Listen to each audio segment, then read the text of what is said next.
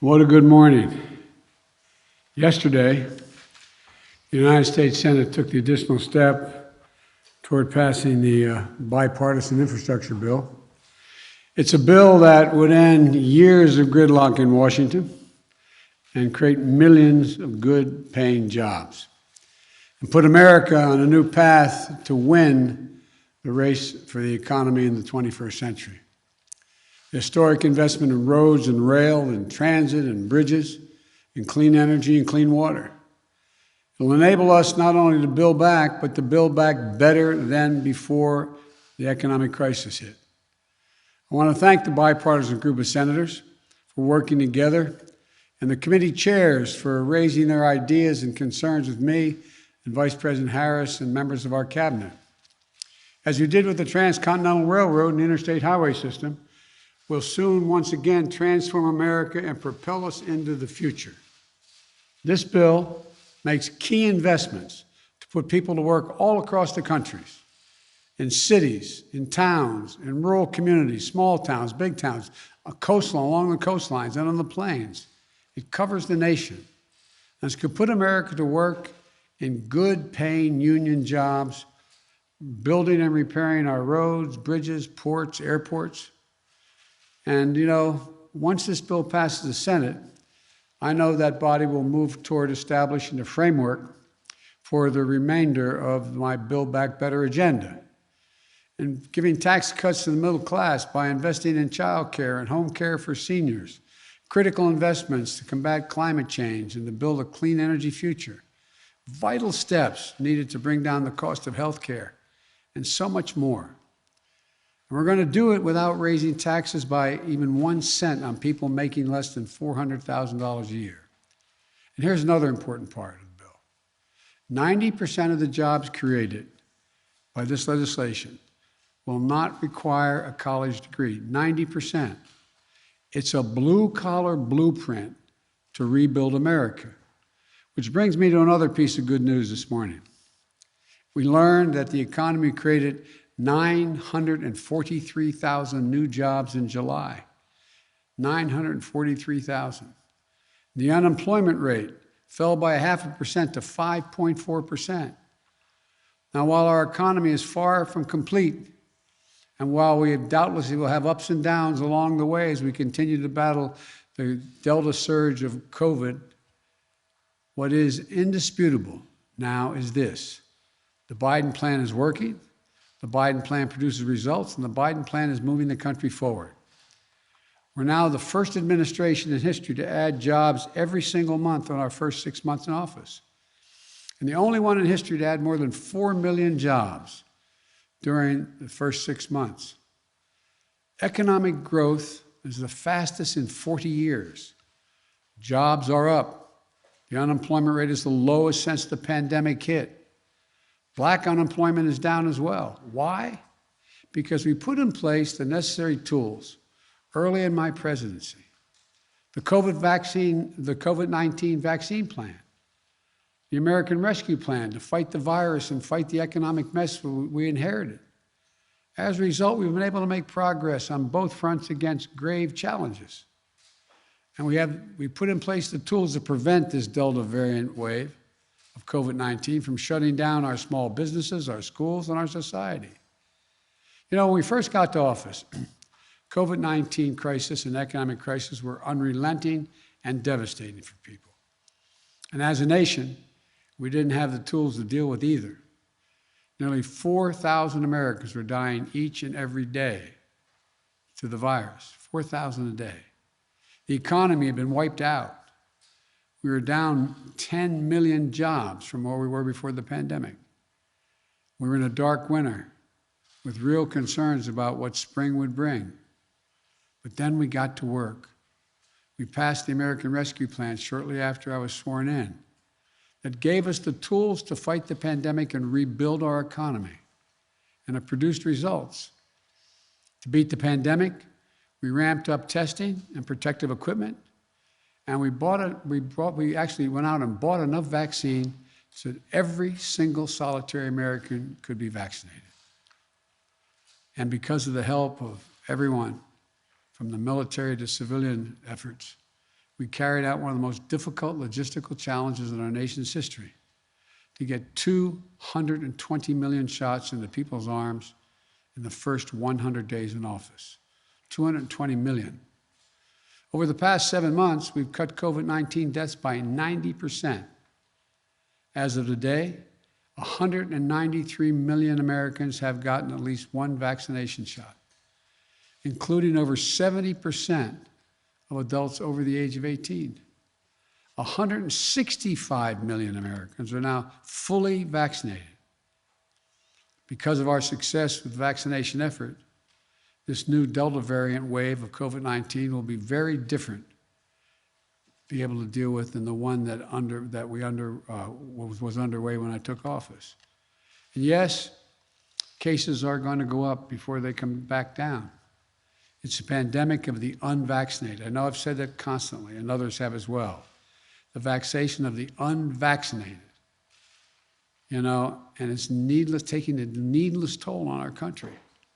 You know, we have roughly 350 million people vaccinated in the United States and billions around the world, and virtually no one's died because of that vaccination.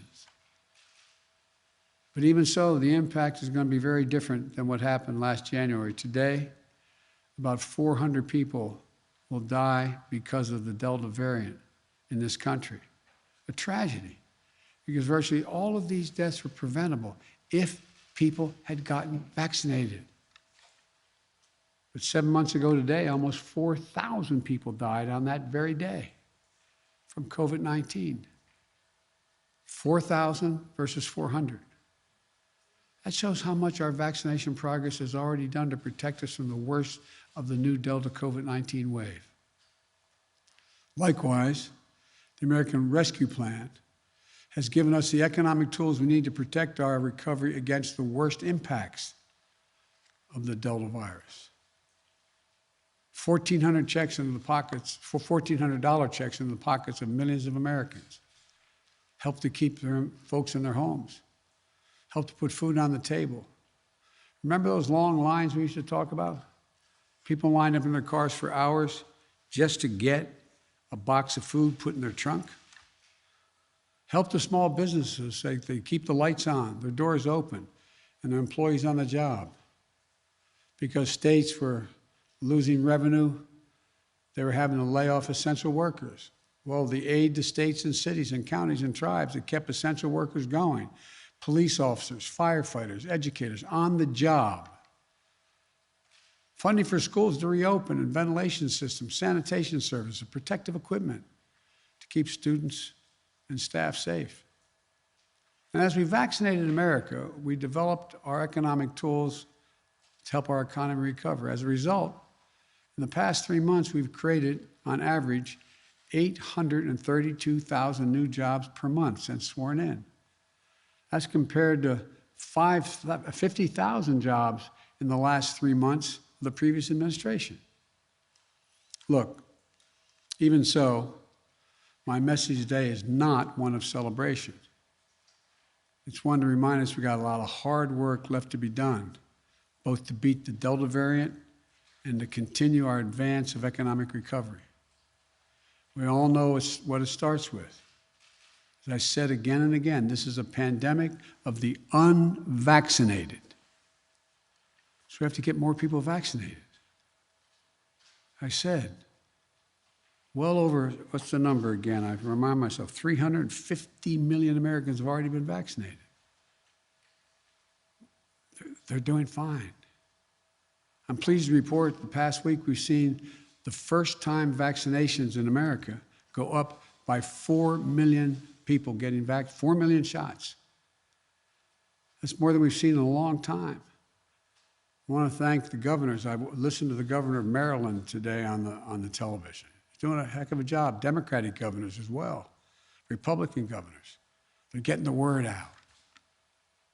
Look, as you all know, I put in place new incentives and requirements to encourage vaccinations. For example, federal workers will be asked to attest to their vaccination status.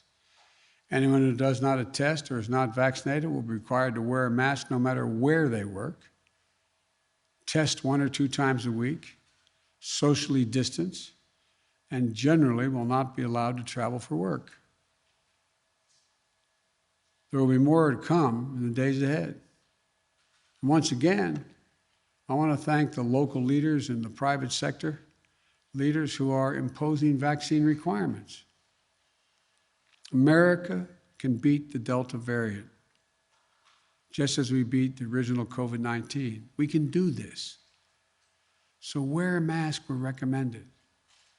Get vaccinated today. All of that will save lives. And it means we're not going to have the same kind of economic damage we've seen when COVID-19 began. But we aren't stopping there. The American Rescue Plan was built knowing the recovery would take time, that there'd be ups and downs. So let me outline today 6 specific actions people will see over the next few weeks to make sure that we fight the Delta variant and wait for new vaccinations to be finished and keep our economy strong. First, thanks to the latest middle-class tax cut in a long time, the next monthly check, that is the child tax credit. In the next month, next 9 days, checks are going to go out to almost 40 million families with children in 9 days, beginning next month, or the middle of this month, I should say. On August 15th, for example, a family with 2 young kids under the age of 7 is going to get a check for $600 paid immediately. And they get a check next month for $600, et cetera. If you're a family with 2 kids between the ages of 7 and 17, you're going to get a check for $500, $250 per child. And that will continue month after month. Second, I've looked ahead. We've looked ahead. And now schools have the resources they need to safely reopen as school year starts again so that every child can be in school full-time, safe, and this year. Third, we provided months ago states and localities with $45 billion in their coffers, the state and localities, to help renters and landlords to keep people in their homes and keep the local economy strong. That money has to get out now. I'm urging all local officials to get that money out. And we're going to send more help to small businesses on Main Street so the Delta variant doesn't cause them to lay off employees and shutter their doors. There's something called the Paycheck Protection Program. It's a loan program, forgivable, if the small businesses kept their employees in the job and their doors open. We're now in the process to forgive those loans for small businesses who are doing the right thing, putting them in a better position to keep their businesses going. Fifth, if anyone is worried about getting health insurance during the pandemic, there's help today. For those who get their health insurance through the Affordable Care Act, we're covering more people with more extensive benefits with premiums that average 40% lower. If you don't have insurance, you can still sign up under the Affordable Care Act through August the 15th. Just go to healthcare.gov today. And sixth, we're going to lower the prices on everything from prescription drugs to hearing aids by allowing businesses to compete, which will give them more choices at lower costs. For example, you're not going to have to go to a doctor to get a prescription to get a hearing aid. You're going to go right to the counter of the store and buy it over the counter. The bottom line is this: what we're doing is working, but don't take my word for it. Forecasters on Wall Street project over the next 10 years, our economy will expand by trillions of dollars and will create 2 million more jobs a year, good paying jobs. We just have to keep going. And it's simple. That means get vaccinated, please. It's safe. It works. It will save lives and maybe save your life. As I said before, this is a pandemic of the unvaccinated. So please get vaccinated. We can get this done. We just have to stay the course. We just have to remember who we are. You've heard me say it before. We're the United States of America.